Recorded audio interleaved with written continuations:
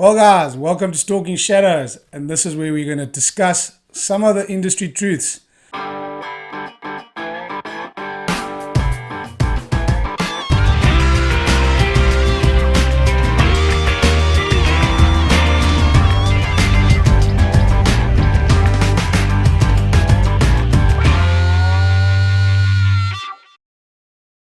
This podcast is not all about doom and gloom, guys. It's about great stories in our hunting industry, and I don't want to shed bad light on it. But unfortunately, there's some truths out there that need to be shown to those who are wanting to come and experience the Eastern Cape and experience the hunting industry in a whole. I'd hate to say there are a lot of bad stories that come out regarding our industry. We've got a lot to deal with anti-hunters and all that stuff going on, that we have to defend something that we are passionate about. And I want to kind of say, like, protect the industry in a whole and protect the animals that we hunt, because we are conservationists. Most hunters are conservationists, and if we don't have the species to hunt, we don't have this awesome industry that we use to put food on the table and look after our families.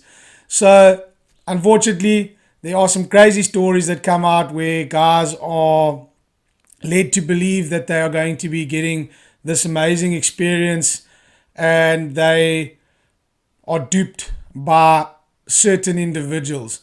So this is just a podcast just to share things to look into when booking that first trip, so you don't end up in trouble.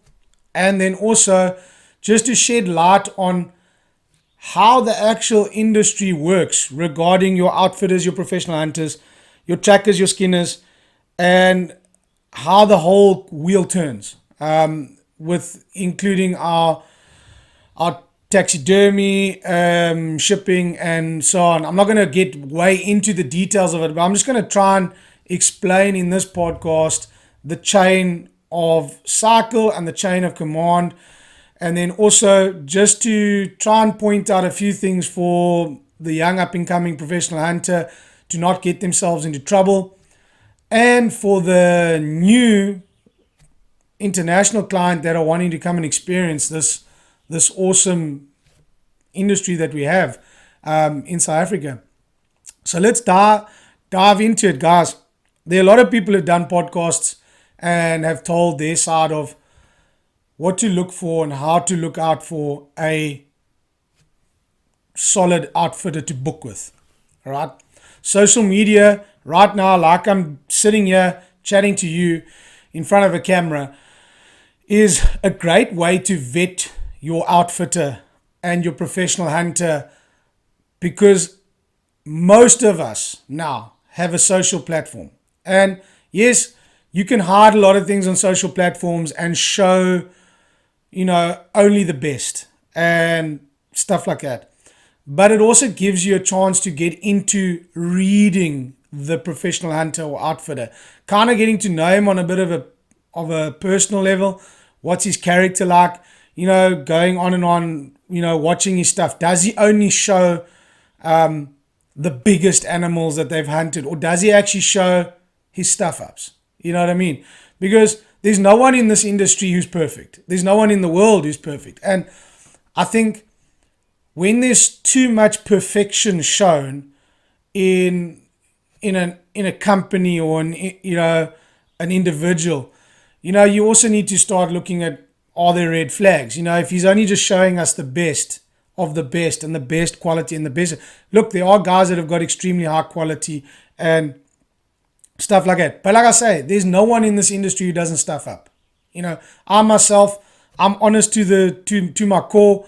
I have been labeled by many an outfitter and other professional hunters, including family members, to say I'm too honest for the industry.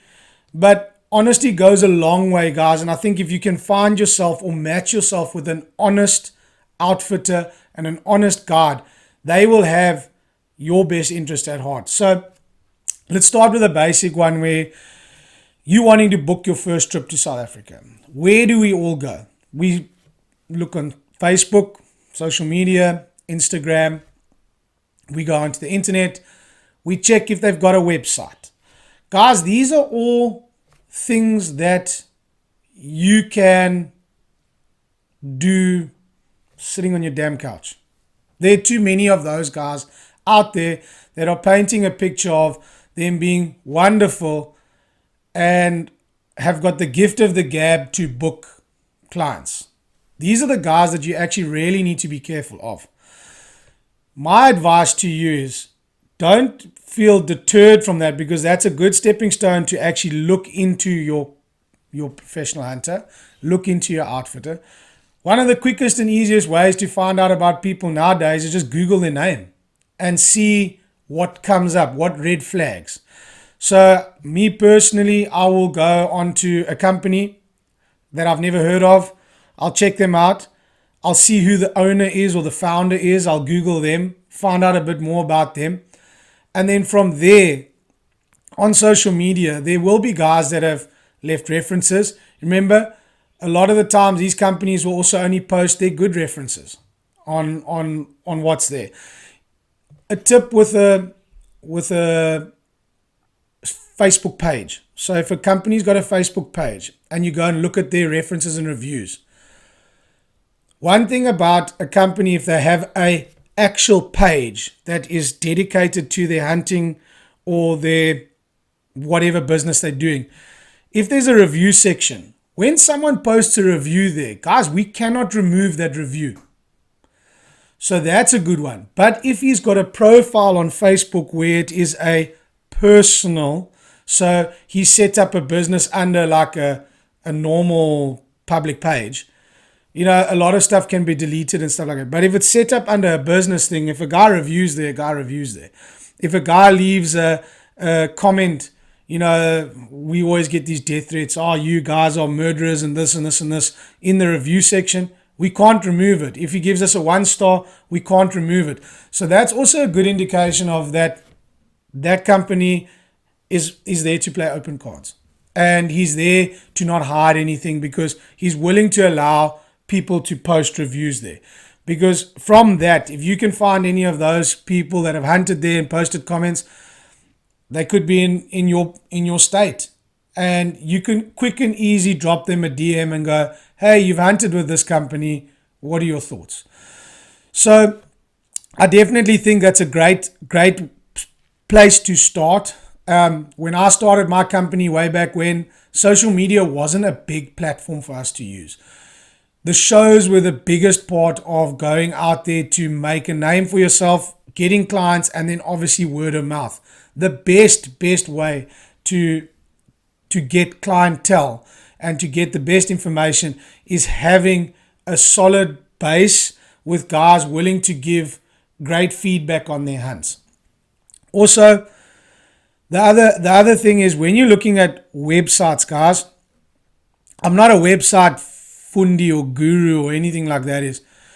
We all have websites out there. I've got websites out there. They cost me lots of money. They do very little for our business, for our company. I don't get very much, feedback or following, because a big thing with the very big companies, you pay SOEs or whatever it's called to bump you up the list. So when people Google, a specific company, you want to be on the first page, right?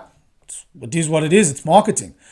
But there are also a lot of guys that are sitting on the 10th, 20th, 30th page, which are great outfitters and great professional hunters or whatever. Don't be stuck on the first page with the first 5-star review. There are guys further down the line that are just as competent and just as qualified to look after you when you come out to do this, hunt. And once you've gone and done all of this, guys, WhatsApp and FaceTime. If anyone's got an iPhone and you can FaceTime the outfitter, do it. Phone him multiple times. If the guy doesn't want to take calls and do a FaceTime with you, to me, that's a red flag, because this is personal. You've got to be able to see me as a person, to interact with me as a person. And the world has got so small because of technology now. You can do it. Originally, I used to deal with guys over email, and phone call. But if you can actually visibly see the guy and have a conversation with him, and that's the guy that's picking me up at the airport, or his list of really competent guards that he's got in his entourage to come and pick you up. And you'll see in the bigger companies, they'll have dedicated professional hunters, which are not freelance guards. There's freelance guards and there are in-house guards. So your in-house guards are the guys that'll be with that company. They hunt solely for that company. They get enough hunts a year to keep ticking over, to make a lifestyle. Your freelance guards are the guys that hunt multiple companies. Guys, again, this doesn't mean he is a shoddy guard or an inferior guard that he hasn't got a fixed position in a company.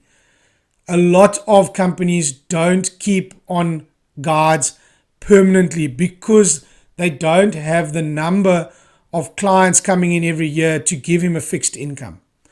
So that's why he has to hunt at A, B, C, and D. So getting onto the guard portion of it now, there are a lot of guys that have hunted multiple times in South Africa. If you ever go to a company and you really enjoy hunting at that company and you have made a connection with the guard, us as freelance guards back when we started, a lot of guys had to sign a restraint of trade or sign a contract that they may not get in contact with that client again afterwards in the hunting.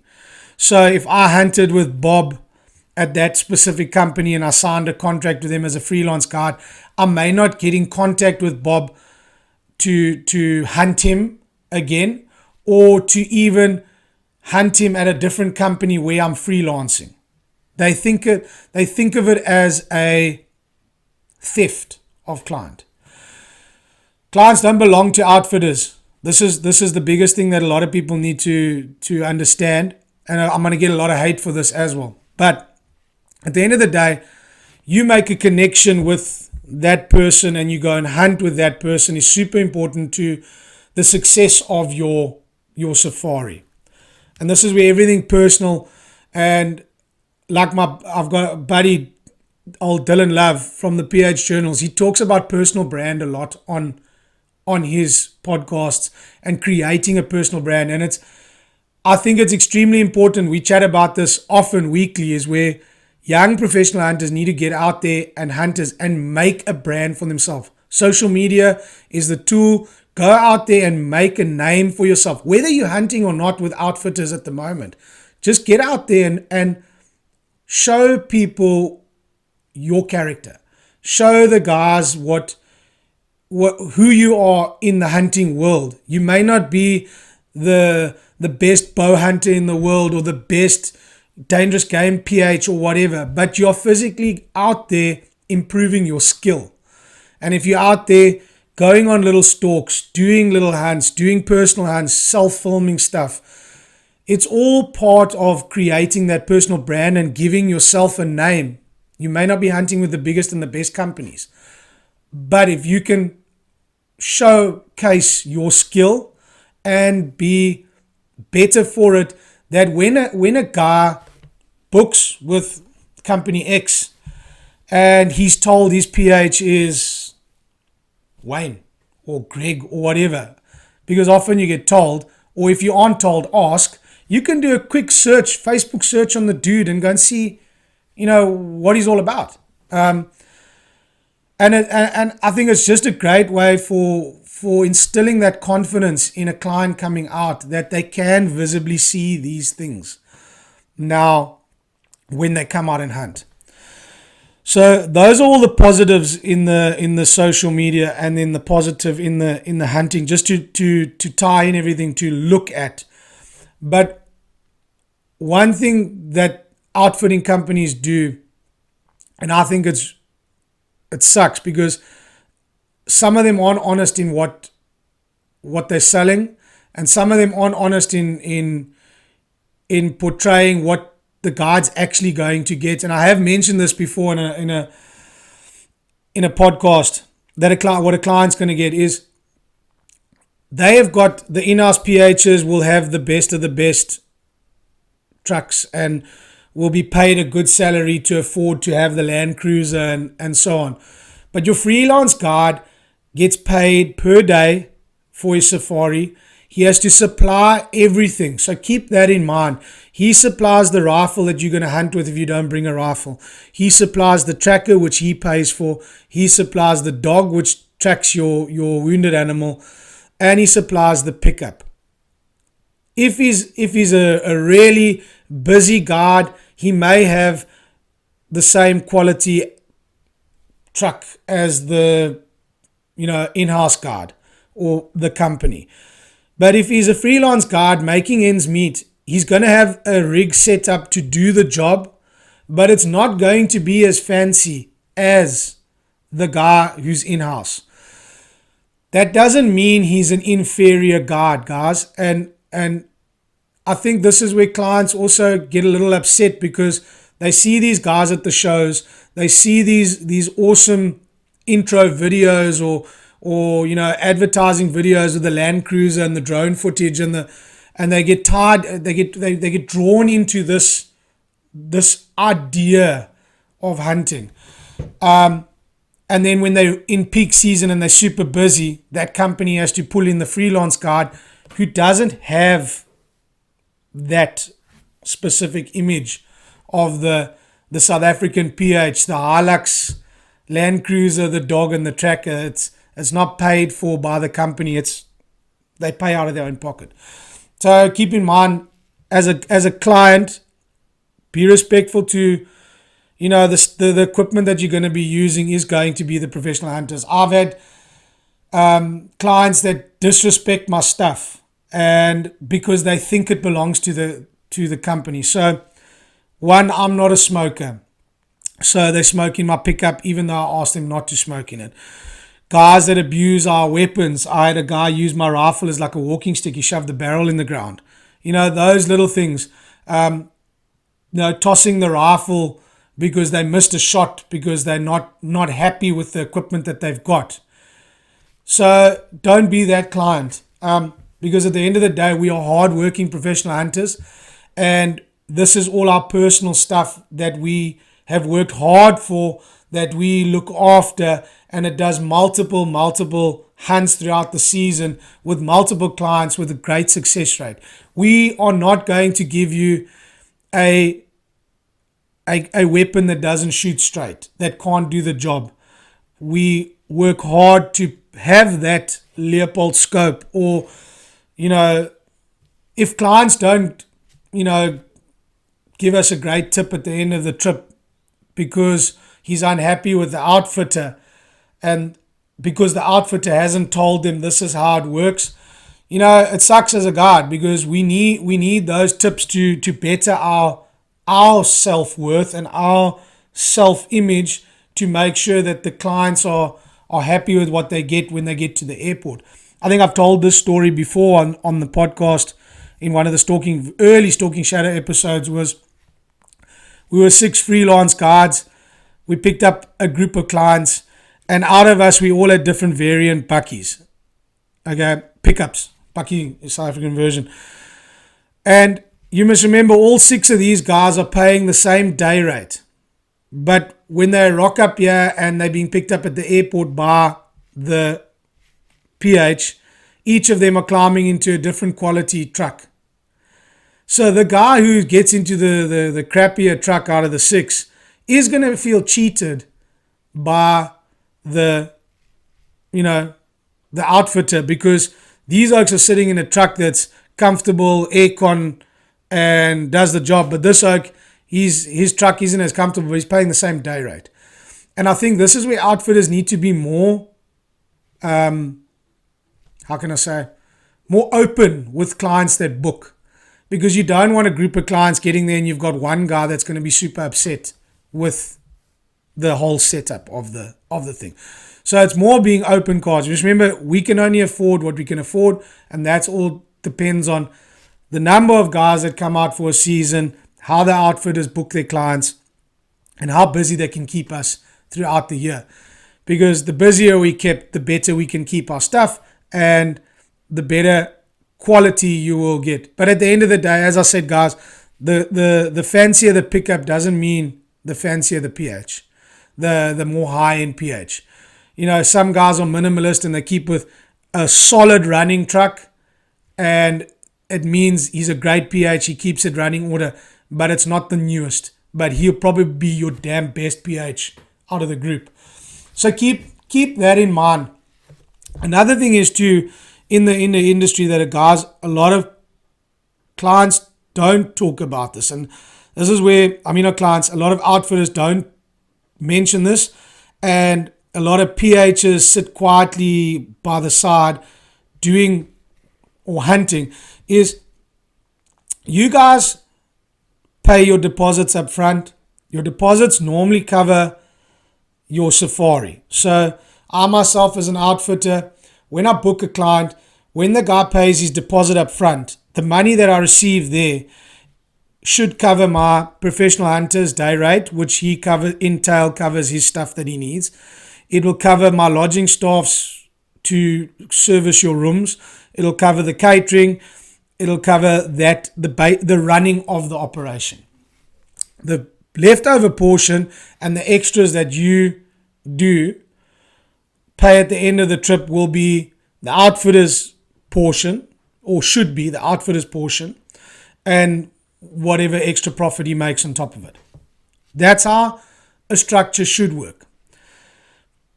But what the guys don't tell you is your professional hunter carries all the costs for that safari from when he collects your client at the airport, because that first day he picks you up at the airport, he doesn't get paid. There are very few outfitters that pay that day fee to drive to the airport or cover your fuel to pick up the client from the airport. So he only gets paid from the next day.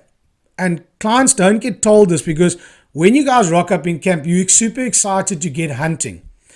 And the PH's priority on that day is to get you settled in, take you to the shooting range, check your firearms, and only start hunting the next day, because that's his day one of pay.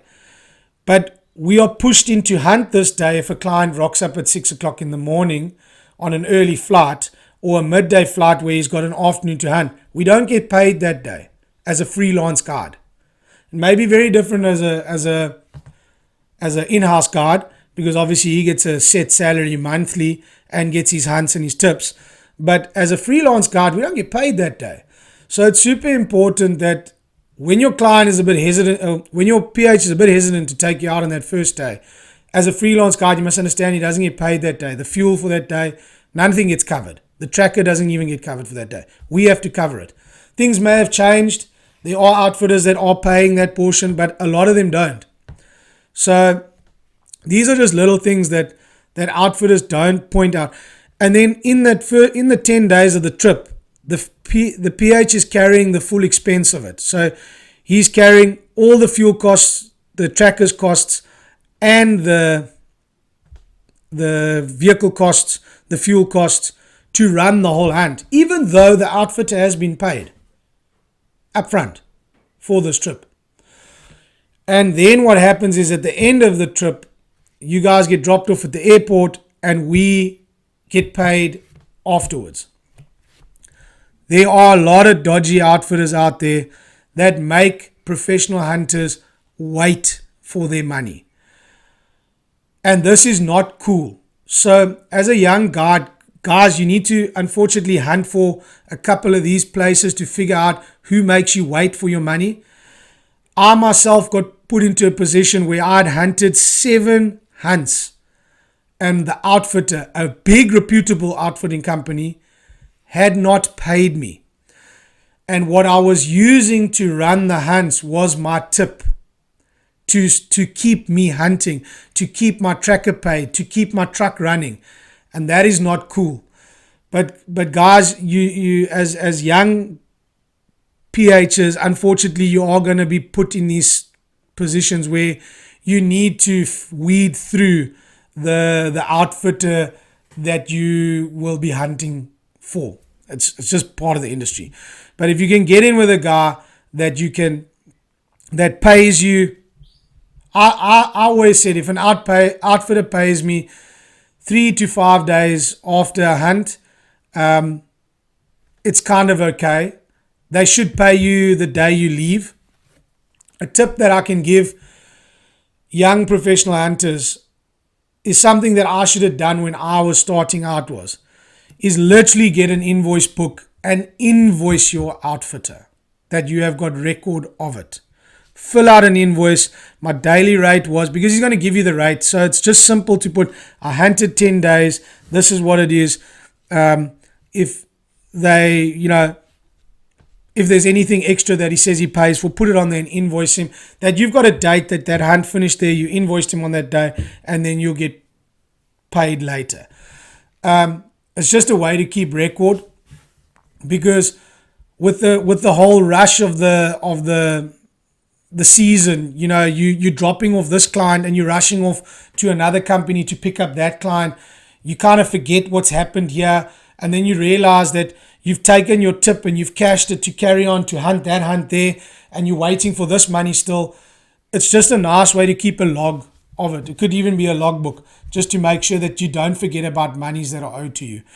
I myself had to sit and think long and hard. I'd spent so much money. I'd used my credit card to keep the hunts going, and I was outstanding 7 hunts that when the outfitter actually phoned me, and this is a you gotta have a strong enough character to dig your heels in.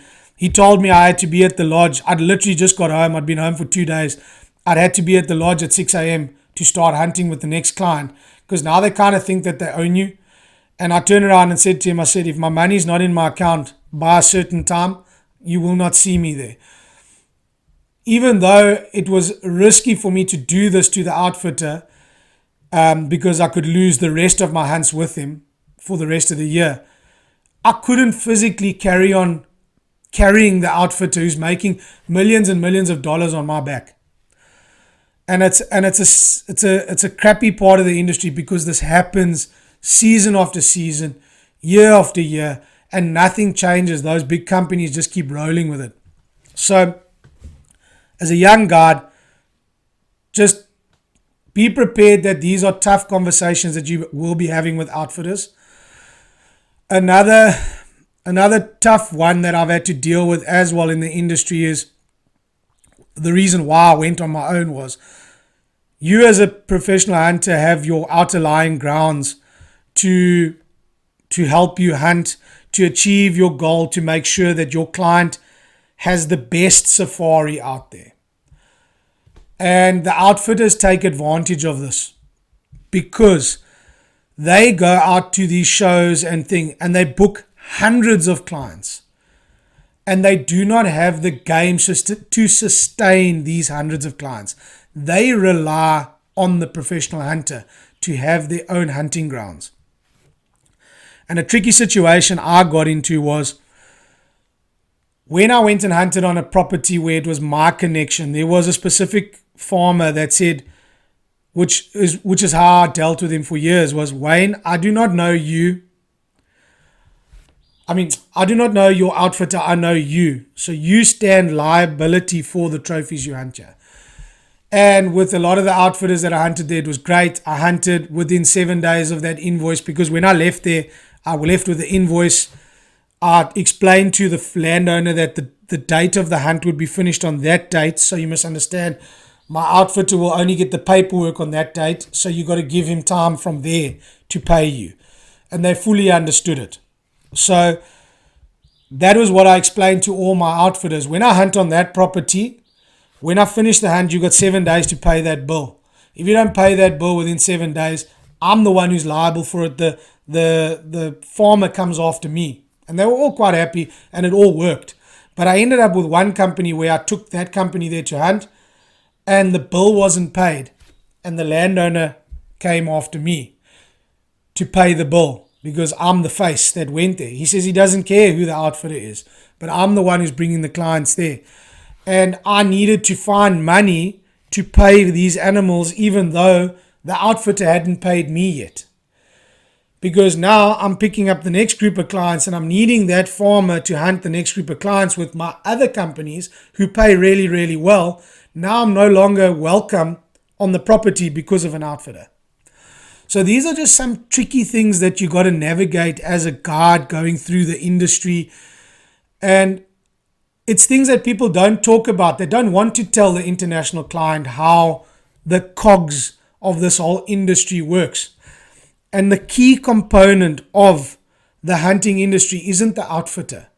It's the guard. It's the quality of the guard. He is the working cog to keep that outfitter's name in good light. Whether he's a crappy PH, he can put a bad light on it. Whether he's a great PH, he makes the company name really, really strong.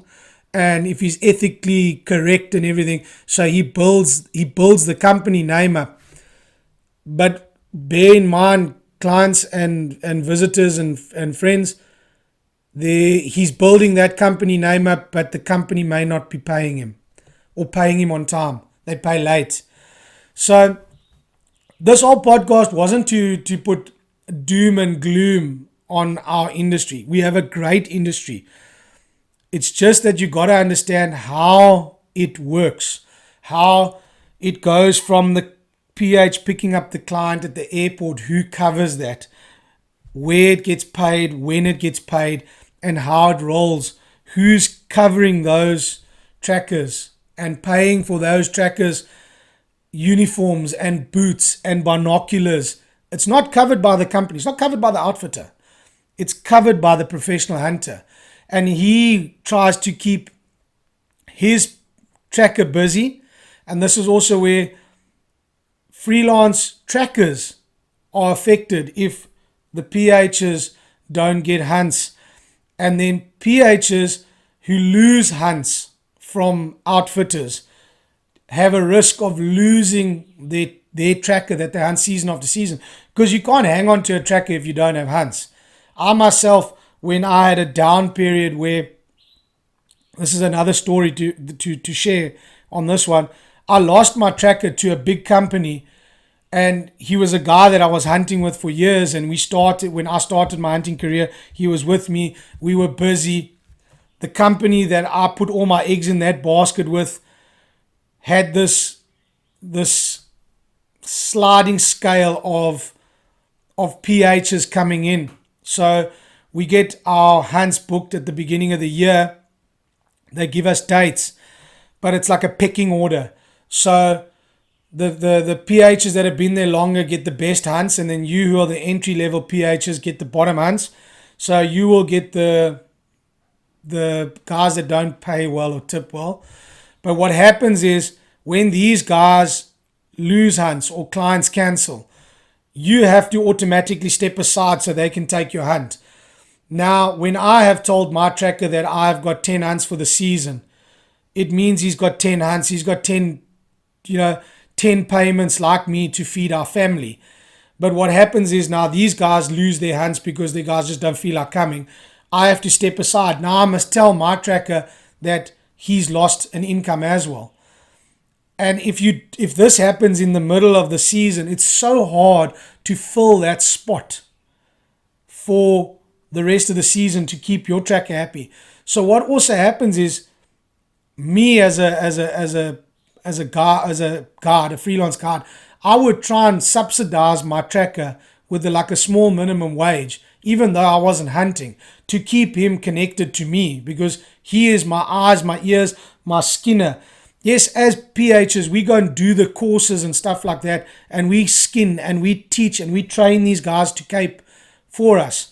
But in our little team that we have established, he's the guy who's sitting after hours caping your animals off and looking after you while I'm serving you drinks and looking after you at the lodge and reminiscing about the day. And I'm on the telephone that night planning my next spot to hunt. He's the guy who works in the backgrounds. And it's difficult as a freelance guard where you get kicked off a hunt to go and explain to your tracker that, sorry, bud, we out of a hunt. So I can, and then this is where the trickiness comes in, and people don't see this. So I thought this is just one way in the podcast to explain how the wheels. I'm going to keep repeating myself. It feels like I'm rambling on here, but super importance of your PH, your tracker, and your whole team that runs your hunts for the outfitting companies. If they're not in-house. If they're in-house, there'll be in-house trackers. They get paid a salary. There will be vehicles available. There will be weapons available. Those are with your very big companies. You won't find that with your smaller companies. But as again, I'm trying to also say, don't be deterred from your smaller companies. They're still going to offer you a solid hunt. So the big thing about it is, guys, and I always, do your research.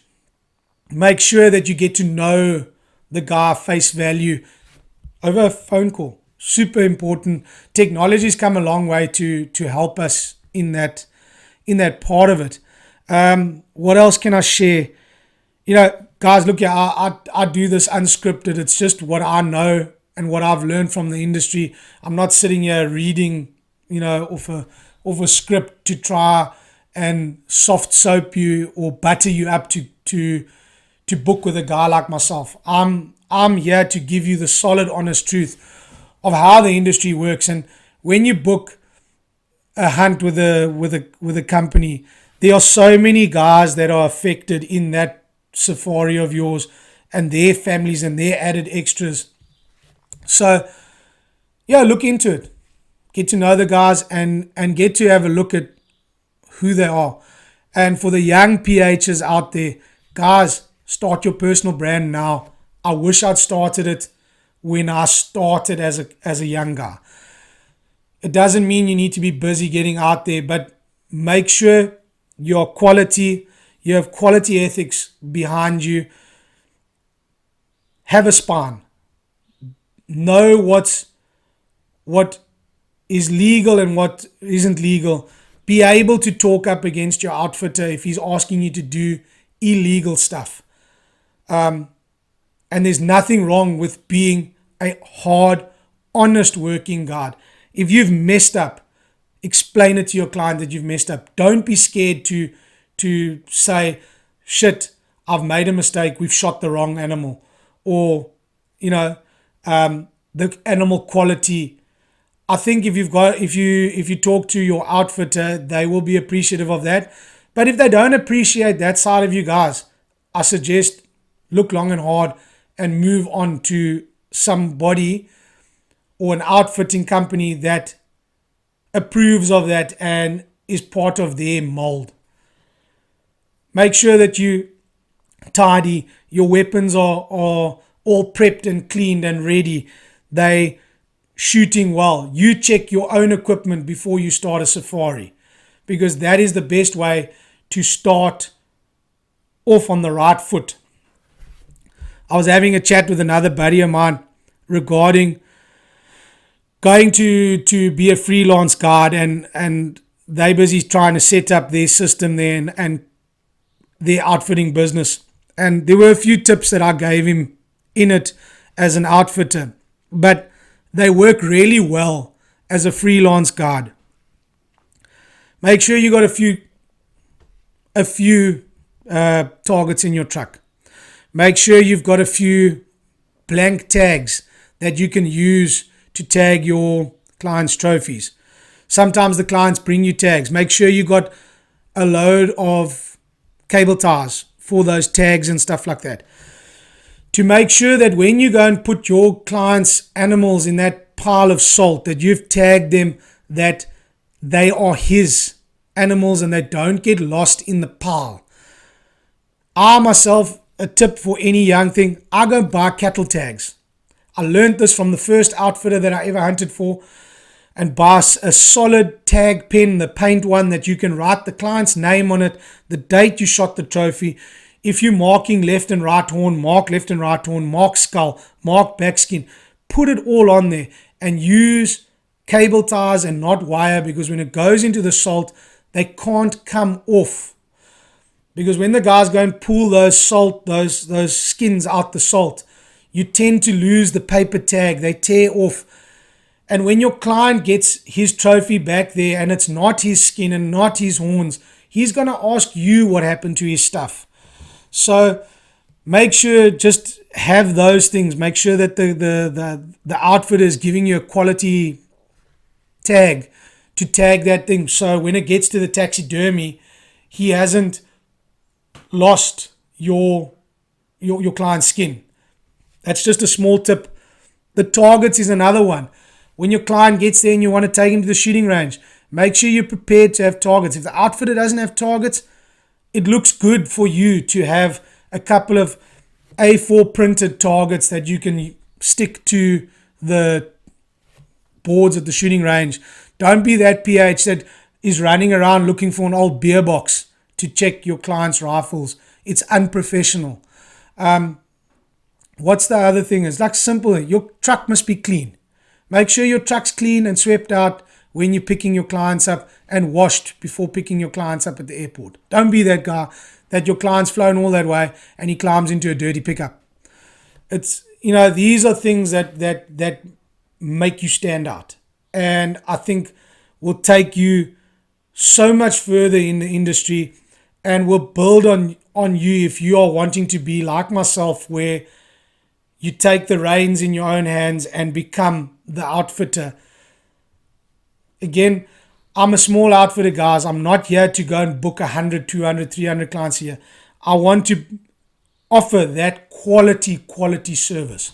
So if you're going to be that quality professional hunter, those small little tips will take you a long way in the industry. So guys, let's end this one off here. It's not all doom and gloom. We've got an awesome industry that you will find those gems of a PH outfitter. You just got to look through the rest of the pile to find somebody who will look after you and who you want to go back and hunt with year after year. So till later, guys. Cheers.